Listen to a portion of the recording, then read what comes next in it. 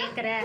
அவங்க ஃபேமிலி என்னன்னு நமக்கு தெரியுமா? அவங்க எந்த ஊரில் இருக்காங்க, அவங்கள வாழ்க்கை எப்படி, அவங்க எத்தனை பேர் கஷ்டப்படுத்தியிருக்காங்க, இதெல்லாம் நமக்கு தெரியுமா ஃப்ரெண்ட்ஸ்? ஒரு பொண்ணு உண்மையை சொல்கிறான்றதுக்காக அவளை நோக்கடிக்கணும், தேல் கொட்டுற மாதிரி பேசணும்னு நினைக்கிறவங்க அவங்க தப்பே வாழ்க்கையில் பண்ணியிருக்க மாட்டாங்க போல அப்படின்னு நம்மளாம் தேர்த்திக்க வேண்டியதாக நினச்சிட்டேன்.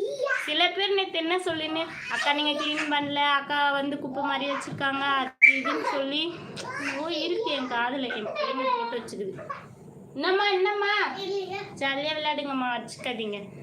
ஸோ அது மாதிரிலாம் அனுப்பும்போது எதுக்கு இப்படிலாம் அனுப்புகிறாங்க? இவங்களுக்கு என்ன பிரச்சனை? அம்மா அழுவாது, எதனால் இப்படிலாம் இருக்கிறாங்கன்னு எனக்கே புரியல ஃப்ரெண்ட்ஸ். இன்னும் எவ்வளோதான் அனுப்ப போகிறாங்கன்னு தெரியல.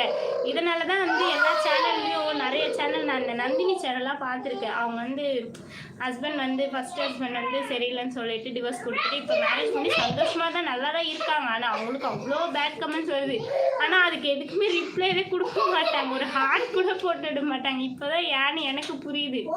யாராவது சமூகத்தில் உண்மையை சொல்லி ஒரு வீடியோவோ ஏதாச்சும் போட்டாங்கன்னா அவங்கள அப்படியே குறைஞ்சிக்கிட்டே இருக்கணும். அப்போ தான் இது மாதிரி ஆளுங்களுக்குலாம் நல்லா இருக்கும் போல. நிறைய சேனல் பேட் வேர்ட்ஸ்லேயே திட்டிடுவாங்க. நான் அந்த மாதிரி திட்டுறதுக்கு ஒரு நிமிஷம் ஆகாது, எனக்குமே பேட் வேர்ட்ஸ் தெரியும். ஆனால் நான் திட்ட மாட்டேன் ஃப்ரெண்ட்ஸ். அப்புறம் அவங்களுக்கும் நமக்கும் வந்து வித்தியாசம் இல்லாமல் போயிடும். சரி, அதனால தான் எல்லாத்தையும் பொறுத்து தாண்டி வந்துட்டே இருவேன். இப்படிலாம் நம்ம கமெண்ட்ஸ் கொடுக்குறாங்கன்னா நம்ம ஒரு படி மேலே தான் போகிறோம் அப்படின்னு சொல்லி நான் வந்து ஜாலியாக தான் எடுத்துக்குவேன். கமெண்ட்ஸ் எனக்கு லேட்டாக தான் ஒரு ஃப்ரெண்ட்ஸ். எங்கள் ஊரில் வந்து டவர் பிரச்சனை, அதனால எல்லோரும் மெசேஜ் பண்ணிவிட்டு லைவ்லேயே இருக்க படித்து ரிப்ளை கொடுக்குறேன். சரிங்களா? நீங்கள் ஃபீல் பண்ணாதீங்க சிஸ்டர். ஃபீல் பண்ண மாட்டேன் சிஸ்டர். அவங்களாம் ரிப்ளை கொடுத்தா எனக்கு தான் கண்டென்ட் கிடைக்கிது. நான் அப்படி தான் யூஸ் பண்ணிப்பேன் உண்மையாலேயுமே. ஹாய் சிஸ்டர், என்ன ஆச்சு sister? Mona's kitchen hi dear, வாங்க சிஸ்டர். ஃபீல் பண்ணாதீங்க சிஸ்டர். நான் பண்ண மாட்டேன் சிஸ்டர். நீங்களாம் இருக்கும்போது நான் எதுக்கு சிஸ்டர் ஃபீல் பண்ணுறேன்? என்னாச்சு சிஸ்டர்? இது என்னது? கோல் சித்ரா சிஸ்டர் கூல். ஐயோ, வேற லெவல் கமெண்ட்ஸ் அனுப்புறீங்க சிஸ்டர். என்ன படிக்கிறீங்க சிஸ்டர்? நான் படித்து முடிச்சிட்டேன், இன்ஜினியரிங் முடிச்சுட்டு வேலைக்கு போயிட்டு இருந்தேன். அதுக்கப்புறமா இதெல்லாம் லைவ்லேயும் சொல்லிட்டு இருக்கேன் ஃப்ரெண்ட்ஸ் நான். சரி, உண்மையை சொல்லு ராஜா கிங். ஹாய், என்ன உண்மையை சொல்லு? நான் ஆல்ரெடி சொல்லி முடிச்சுட்டேன் ஃப்ரெண்ட்ஸ். இதுக்கப்புறம் டெய்லி விளாக் போடுவேன். எனக்கு என்ன மாதிரியான விஷயம்லாம் தெரியுது, அது நல்லதுன்னு சொல்லுதோ அதை தான் நான் போடுவேனே. ஓகேங்களா? மேலும் எனக்கு போட வைக்கிறதே நீங்கள் தான். ஏமா நீ போடாதம்மா, செகண்ட் ஒய்ஃப்ன்றது போடாதம்மான்னு சொல்கிறீங்களே தவிர ஒரு 10-20 கமெண்ட்ஸ் வந்துச்சுன்னா நான் என்ன பண்ண முடியும்? அதை கண்டிப்பாக ரிப்ளை கொடுத்தேன். அப்படி இவ்வளோ கேவலம், இவ்வளோ சீப்பாக புரிஞ்சு வச்சுக்கிறாங்க. அதான் ஃப்ரெண்ட்ஸ், தவளை தன் வாயாலே. இந்துமதி யார்ப்பா நீங்கள்? எங்கேருந்து மெசேஜ் பண்ணுறீங்க? ஹாய் இந்துமதி. ஹாய். சரி, உண்மையை சொல்லு, ட்ரூ தான். என்ன சமையல் இன்னைக்கு வந்து எங்கள் வீட்டில் புளிச்சக்கீரை, மீன் வறுவல். மீனெல்லாம் க்ளீன் பண்ணி கையிலெல்லாம் வந்து ரொம்ப காயமாக ஆகிடுச்சு. எதையோ திங்க் பண்ணிவிட்டு அப்படியே பண்ணிட்டு இருந்தேன் ஃப்ரெண்ட்ஸ். சொல்லப்போனால் யூடியூப்பாலே ஒரு சைடு வந்து டிப்ரெஷன் இருக்குது.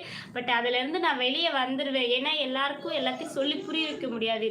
சில பேர்லாம் வந்து நம்ம வந்து லைட்டாக சொன்னால் கூட புரிஞ்சுப்பாங்க ஃப்ரெண்ட்ஸ். சில பேர்லாம் நம்ம வந்து பேராக விளக்குனா கூட புரிஞ்சுக்க மாட்டாங்க. அந்த செகண்ட் அது என்ன நடக்குதோ அதை பார்த்து மட்டுமே கேவலமாக மெசேஜ் பண்ணுவாங்க. எல்லாரும் பூமியில் கொஞ்ச நாள் தான் ஃப்ரெண்ட்ஸ் இருக்க போகிறோம், அது மட்டும் எனக்கு புரியுது. அந்த இருக்கிற அந்த கொஞ்ச நாளும் மற்றவங்களை பற்றி புறம் பேசிக்கிட்டு, கேவலமாக பேசிக்கிட்டு, கேலி பண்ணிக்கின்னு, கிண்டல் பண்ணிக்கின்னு, இதெல்லாம் என்ன அவங்களுக்கு வருதுன்னு எனக்கு உண்மையாக தெரியல. இந்த மாதிரி ஆளுங்களெல்லாம் என்ன பண்ணுறதுன்னு எனக்கு தெரியல.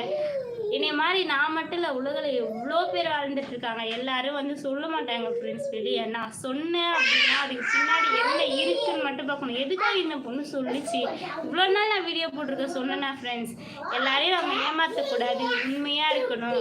அது மட்டும் இல்லாமல் இந்த அக்காவை இப்படியெல்லாம் இவங்களுக்கு இவ்வளோ திறமை, இவ்வளோ டேலண்ட் இருந்தோம், ஆனால் மக்கள் கேவலமாக பேசுகிறாங்களே சில பேர்.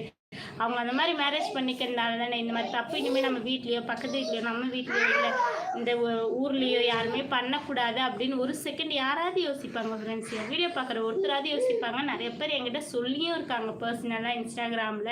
ஸோ அதெல்லாம் பார்க்கும்போது நான் வேண்டான்னு சொல்லி அவ்வளோ அட்வைஸ் பண்ணி நான் மெசேஜஸ் பண்ணியிருக்கேன். ஸோ நம்ம வந்து கெட்டு போய்ட்டு இன்னொருத்தவங்க கெடக்கூடாது, என் பிள்ளைங்களும் வந்து நல்லபடியாக வளரணும், இது மட்டும்தான் என்னோட நோக்கமே தவிர இதில் வீடியோ போட்டு நான் கோடிக்கணக்கில் சம்பாதிக்க போகிறதெல்லாம் கிடையாது ஃப்ரெண்ட்ஸ். யூடியூப்பில் சம்பாதிக்கிறது ரொம்ப கஷ்டம், அதை புரிஞ்சுக்கோங்க. நான் வீடியோஸ் வந்து இதை போட்டே தான் சம்பாதிக்கிறேன்ற பேர் பாதி பேர் சொல்கிறீங்க, அதையுமே என்னால் அக்செப்ட் பண்ணிக்க முடியல. ஸோ இப்போ இந்த தவளை கதையை சொல்லி முடிச்சிடுறேன். அதே தான் என்னோடய லைஃபு. தவளை தன் வாயால் கெடும்ன்றது நிறைய